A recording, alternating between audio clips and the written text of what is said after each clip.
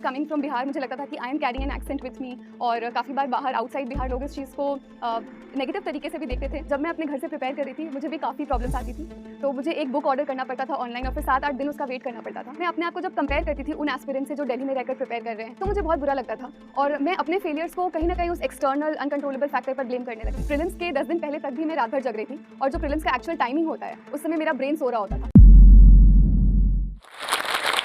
Hello everyone, मेरा नाम गरिमा है और मैंने इस बार यूपीएससी सिविल सर्विस एग्जाम में सेकंड रैंक प्राप्त की है और इस वीडियो के थ्रू मैं आपसे अपनी जर्नी थोड़ी बहुत शेयर करनी चाहूँगी। जब मुझे जोश टॉक से इनविटेशन आया कि मुझे अपनी जर्नी शेयर करनी चाहिए, तो ये फीलिंग थी मेरे अंदर कि क्या नया बता पाऊँगी मैं आप लोगों को। तो मुझे भी काफ़ी इंस्पिरेशन मिली थी बाकी लोगों की जर्नी से, जो उन्हें उस समय लगा होगा कि वो अपनी जर्नी के थ्रू किसी को इंस्पायर तो नहीं कर पा रहे, बट यू नेवर नो, आप अपने लाइफ के कौन से इंसिडेंट से किसी एक भी इंसान को अफेक्ट कर पाओ, इंस्पायर कर पाओ। तो अगर आप मेरी जर्नी से थोड़ा भी रिलेट कर पा रहे हैं and I am able to inspire you, guide you, help you और talk to you as a friend, I am more than happy. तो जब हम लोग एक एस्पिरेंट की तरह प्रिपेयर करते हैं तो काफ़ी बार हमें 3 साल 5 साल इस पूरे प्रिपरेशन जर्नी में लग जाते हैं। We live many lives as an aspirant, on personal front, on family front. तो उस पूरे जर्नी का कुछ पार्ट मैं आपके साथ आज शेयर करना चाहूँगी।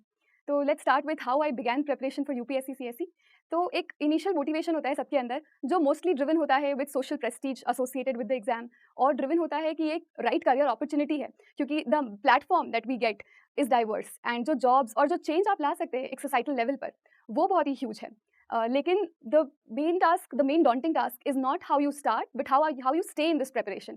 स्टार्ट तो सबको ही कर लेते हैं, बट इस प्रिपरेशन में टिके रहना फेलियर्स को देखने के बाद भी, आई थिंक ये सबसे बड़ा फैक्टर है इस एग्जामिनेशन में। इसी वजह से ये बहुत सही कहा जाता है कि आपकी preparation as an officer begins जब आप यूपीएससी की प्रिपरेशन स्टार्ट करते हैं, क्योंकि आप अपनी इस पूरी जर्नी में इतना कुछ देखते हैं, इतना कुछ फील करते हैं, इररिस्पेक्टिव ऑफ आप एक सिलेक्टेड ऑफिसर बनते हैं या नहीं। आई थिंक ये exam changes you a lot, gives you new perspectives in life और कुछ ना कुछ करके यूपीएससी आपकी लाइफ बदल देता है। तो अब बात करती हूँ मैं अपने पर्सनल जर्नी की। तो मैंने एक बहुत ही छोटे शहर से प्रिपरेशन की है। I stayed in Buxar district of Bihar और मैंने अपनी स्कूलिंग वहीं से की 10th तक। फिर 11th एंड 12th के लिए मैं बनारस एक हॉस्टल में रही एंड देन मैंने अपना graduation Kirori Mal College University of Delhi से किया। और किरोड़ी मिल कॉलेज आने के पहले तक मुझे ऐसा लगता था कि शायद I will not be able to compete with the people of outside world, with the people जो लोग कॉन्वेंट से पढ़कर आ रहे हैं या जिनका एक्सपोजर मुझसे बेटर है। मुझे ऐसा क्यों लगता था कि मैं कम्पीट नहीं कर पाऊंगी, बिकॉज मेरा जो अपब्रिंगिंग है वो एक छोटे शहर से है। मुझे काफ़ी एक्सपोजर नहीं मिला, काफ़ी अपॉर्चुनिटीज़ नहीं मिला जो आजकल बच्चे 10th तक ही गेन कर लेते हैं। और रोज़ दिन ब दिन द सोसाइटी और जो स्कूल एजुकेशन सिस्टम है वो बहुत कॉम्पिटेटिव होता जा रहा है। बच्चों के पास को करिकुलर्स का एक्सपीरियंस होता है, a lot of exposures are there, but वो सब मुझे नहीं मिला। और मुझे कुछ स्पोर्ट्स में भी अच्छी खासी डेवलपमेंट नहीं हुई थी, तो मुझे हर चीज़ से रिलेटेड लगता था।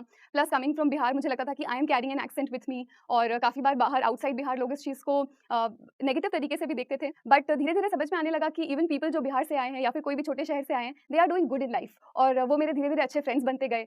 और फिर मुझे रियलाइज़ हुआ कि लोग आपको आपकी पर्सनैलिटी के लिए जानते हैं, पहचानते हैं, आपके एक्सेंट के लिए नहीं, आपके बैकग्राउंड के लिए नहीं। अल्टीमेटली जो आपके साथ रह जाता है और जो जिस चीज़ से आप लोग आपको आइडेंटिफाई करते हैं वो है कि आपका उनके साथ कैसा रिलेशन रहता है, एंड दैट इज़ कि आपने क्या काम किया उनके लिए। And this will remain through out. What matters is कि आपने जो कुछ भी करा, आपका जो भी बैकग्राउंड है, आपने उसको कितना डेडिकेशन के साथ किया। ये बहुत इंपॉर्टेंट है कि अगर आप अपने आप को किसी एग्जाम में या किसी भी करियर में डेडिकेट करें तो आप सबसे पहले सारे ऑप्शंस को एक्सप्लोर करें। एंड इस चीज़ का एक्सपोजर मुझे दिल्ली यूनिवर्सिटी में मिला। I had a lot of friends जो बहुत डिफरेंट बैकग्राउंड से थे और काफ़ी डिफरेंट करियर अपॉर्चुनिटीज़ परस्यू कर रहे थे। तो वो एक जो माहौल होता है, वो जो इंटरेक्शन होता है डिफरेंट पीयर ग्रुप्स के साथ, सीनियर्स के साथ, टीचर्स के साथ, आप अपने आप को भी एक रीडिस्कवर करते हैं। तो वो जर्नी जब आप अपने आप को रीडिस्कवर करते हैं ड्यूरिंग योर कॉलेज ईयर्स, वो बहुत इंपॉर्टेंट है। आई थिंक मुझे लगता है कि वो 3 साल ने मुझे काफ़ी शेप किया in terms of my personality, under confidence कम करने में और अब ये रियलाइज़ कराने में कि आप किस स्टार्टिंग पॉइंट से स्टार्ट कर रहे हैं ये इंपॉर्टेंट नहीं है, but in the end the finishing line is same for everyone. मुझे लगता है कि किसी भी प्रिपरेशन में, स्पेशली यूपीएससी जैसे एक्सटेंसिव जर्नी में, फैमिली का रोल बहुत स्ट्रॉन्ग होता है। और मेरे केस में खास करके आई थिंक मेरी मदर एक सिंगल मदर है and she has been the pillar of support for me. मेरी जो एल्डर सिस्टर है, शी सैक्रिफाइस्ड अ लॉट। उन्होंने काफ़ी अर्ली एज में जॉब पिकअप किया so that we could get our education and सभी ने काफ़ी हेल्प किया है। तो आई थिंक मैं अपनी इस पूरी जर्नी का क्रेडिट अपनी फैमिली को देती हूँ। 2020 में कोविड के दौरान मैंने सोचा कि मुझे सिविल सर्विसेज की प्रिपरेशन स्टार्ट करनी चाहिए। जब मैंने प्रिपरेशन स्टार्ट की तो सबसे इंपॉर्टेंट चीज़ होता है मोटिवेशन, कि मैं प्रिपरेशन स्टार्ट क्यों कर रहा हूँ। अगर आपका मोटिवेशन फैक्टर बहुत स्ट्रॉन्ग है and it is your inner desire, तो आई थिंक आप कभी ट्रैक लूज नहीं करेंगे। But if it is something कि आपको सिर्फ सोशल प्रेस्टीज चाहिए या फिर सिर्फ एक अच्छा करियर चाहिए, तो मे बी आपको एक स्ट्रॉन्गर फैक्टर ढूंढने की ज़रूरत है so that you can stay and stick in this preparation. मुझे ये एहसास हुआ कि मुझे ज़्यादा खुशी तब मिलेगी जब मैं जो परेशानियों से मैंने डील किया अपने लाइफ में, कि एक छोटे शहर में रहकर अच्छे स्कूल्स ना हो पाना, हॉस्पिटल्स ना हो पाना, तो दीज वर द प्रॉब्लम्स जो मुझे लगता था कि शायद मुझे कुछ करना चाहिए। और हर एक इंडिविजुअल एक अपनी सोसाइटी को पूरी तरीके से तो चेंज नहीं कर सकता, बट एटलीस्ट एक कंट्रीब्यूशन कर सकता है। दूसरी जो रिक्वायरमेंट आती है वो है गाइडेंस की, रिसोर्सेज की, कि आप किस तरीके से इस प्रिपरेशन में आगे बढ़ेंगे। तो मैंने ऑनलाइन इंटरनेट का काफ़ी हेल्प लिया। एंड आई थिंक आज के टाइम पर इंटरनेट एक ऐसा ऐसा टूल है जो कि लोगों को एक्चुअली में जो भी डिवाइड है उसे ब्रिज कर रहा है। तो इंटरनेट का काफ़ी अच्छा यूज़ करना चाहिए। एंड इंटरनेट के थ्रू ही मैंने एक अपनी बुक लिस्ट बना ली। And I was very fortunate, मेरा एक बहुत अच्छा पीयर ग्रुप था, हम लोग साथ में प्रिपेयर करते थे, we used to discuss books and we made our own strategy. उसके बाद जब मैंने इनिशियली प्रिपरेशन स्टार्ट की तो एज यूजुअल काफ़ी गलतियाँ की, जो कि जिसका रिजल्ट था कि फर्स्ट अटेम्प्ट में I could not clear. But धीरे धीरे दिस प्रिपरेशन इज अबाउट आप अपनी गलतियों से कैसे सीखते हैं। अल्टीमेटली ये प्रिपरेशन आपकी लाइफ का एक माइक्रोस्कोप है कि आप जितनी गलतियाँ लाइफ में करते हैं आप इस 3 साल 4 साल की प्रिपरेशन में कर लेते हैं। तो अच्छा मौका होता है अपने आप से सीखने का, अपने फ्रेंड्स के एक्सपीरियंस से सीखने का। तो सीखते सीखते अल्टीमेटली समझ में आया कि एक लिमिटेड रिसोर्सेज की बुक लिस्ट इंपॉर्टेंट है और न्यूज़पेपर्स पढ़ना बहुत इंपॉर्टेंट है। Talking about adversity in this examination, तो बहुत सारी कठिनाई आती है हर एस्पिरेंट को प्रिपेयर करने में। और जब मैं अपने घर से प्रिपेयर कर रही थी मुझे भी काफ़ी प्रॉब्लम्स आती थी। तो मुझे एक बुक ऑर्डर करना पड़ता था ऑनलाइन और फिर 7-8 दिन उसका वेट करना पड़ता था। और मैं अपने आप को जब कंपेयर करती थी उन एस्पिरेंट से जो दिल्ली में रहकर प्रिपेयर कर रहे हैं, जो एक न्यूक्लियर फैमिली में रहकर प्रिपेयर कर रहे हैं, तो उन्हें कोई डिस्टर्बेंस नहीं है, उनके पास एक सेपरेट रूम है, ऑल द फैसिलिटीज़ हैं। तो मुझे बहुत बुरा लगता था और मैं अपने फेलियर्स को कहीं न कहीं उस एक्सटर्नल अनकंट्रोलेबल फैक्टर पर ब्लेम करने लगी। बट फिर धीरे-धीरे मुझे रियलाइज़ हुआ कि तुलना करने की कोई सीमा नहीं है और अगर मुझे कंपेयर करना है तो मुझे उन एस्पिरेंट से कंपेयर करना चाहिए जो एक छोटे से रूम में रहकर जॉब कर खुद से अपने फाइनेंशियल रिसोर्सेज को कलेक्ट करके भी इस प्रिपरेशन को कर रहे हैं और क्रैक भी कर रहे हैं। तो whenever you have to compare yourself either with people who are facing more adversity than you or compare yourself only with a prior version of yourself. मैंने घर पर रहकर पढ़ाई की, तो काफ़ी लोगों का ये क्वेश्चन होता है कि घर पर रहकर आप टाइम कैसे मैनेज कर सकते हो। तो घर पर रहकर पढ़ने का सबसे बड़ा चैलेंज होता है डिसिप्लिन, क्योंकि आपकी कोई क्लासेस नहीं चल रही होती है, तो कोई एक्सटर्नल प्रेशर नहीं होता है कि आपको इस पर्टिकुलर टाइम पर पढ़ना है। तो अपना खुद का एक शेड्यूल बनाकर पढ़ना बिकम्स वेरी इंपॉर्टेंट। तो इसके लिए मैं अपने घर के माहौल को पहले थोड़ा देखा, समझा कि दिन में काफ़ी डिस्ट्रैक्शंस हो जाते थे, काफ़ी शोर होता था। तो मैंने इनिशियली जब मैं सिर्फ प्रिपरेशन कर रही थी तो मैंने रात में जगना स्टार्ट किया और रात में जगती, रात में प्रिपेयर करती। लेकिन फिर यही गलती की मैंने अपने फर्स्ट अटेम्प्ट में कि प्रीलिम्स के 10 दिन पहले तक भी मैं रात भर जग रही थी और जो प्रीलिम्स का एक्चुअल टाइमिंग होता है उस समय मेरा ब्रेन सो रहा होता था। एंड उस दिन भी यही हुआ, my brain could not function at full capacity. और मुझे लगता है कि ये सारी गलती जो मैंने सेकंड अटेम्प्ट में सुधारी कि मैंने एग्जाम के 1 महीने पहले अपना स्लीप शेड्यूल चेंज किया, तो ये सब छोटे-छोटे differences makes the big difference in life. दूसरी चीज़ है कि घर पर रहने की वजह से मेरा कोई टाइम वेस्ट नहीं होता था। आई थिंक मैं सफिशिएंटली पढ़ने के लिए टाइम निकाल लेती थी और उसके बाद मेरे पास कुछ सीरीज़ देखने के लिए या फ्रेंड्स से बात करने के लिए सब चीज़ों के लिए टाइम बच जाता था। इनफैक्ट मैं शाम में कभी बाहर जाकर कुछ खा लिया करती थी। So I used to have those sufficient time, जो मुझे लगता है कि अगर मैं कहीं और बाहर रहकर प्रिपेयर करती तो वो अननेसेसरी टास्क्स में निकल जाते हैं। तो अगर आपके पास लग्जरी है घर पे रहकर पढ़ने की तो I think that should be your first option. और उसमें चैलेंजेस आएँगे, जैसे कि चैलेंज आएगा कि आपको हर समय वो फियर ऑफ मिसिंग आउट होगा कि मैं किसी न्यू रिसोर्स को तो नहीं मिस कर रहा, मैंने तो इस बेस्ट टीचर से नहीं पढ़ा। But there is no one way of cracking this exam, ये कोई एक वन गोल्डन रूल नहीं है, सबकी अलग अलग स्ट्रैटेजी। आप जितने भी टॉपर्स को देखेंगे सबने कुछ अलग रिसोर्सेज यूज किए हैं, अलग बैकग्राउंड से आते हैं।